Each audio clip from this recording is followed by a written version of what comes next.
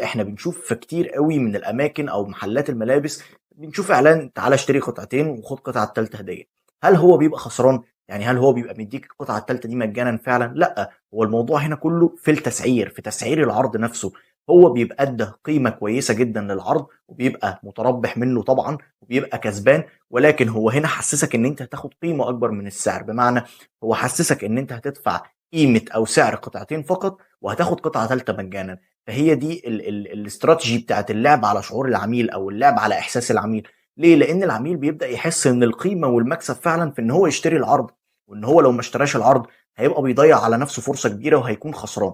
فبالتالي تحديد السعر مهم جدا في الإعلان بتاعك بعد دراسة المنافسين ودراسة السوق. ولازم تكون عارف إنك هتدي للعميل قيمة أكبر من السعر، أو تحسسه إنك بتدي له قيمة أكبر من السعر. مش شرط تكون أقل سعر، ولكن القيمة في الحاجة اللي أنت بتقدمها أو الفاليو هو ده الأهم بالنسبة للعميل.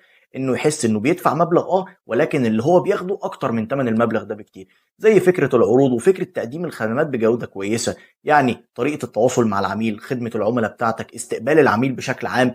ده كله بيحسس العميل بقيمة معينة هو مستعد يدفع فيها فلوس، طالما بياخد قيمة أكبر من السعر اللي هو بيدفعه، أو أنت على الأقل بتحسسه بكده.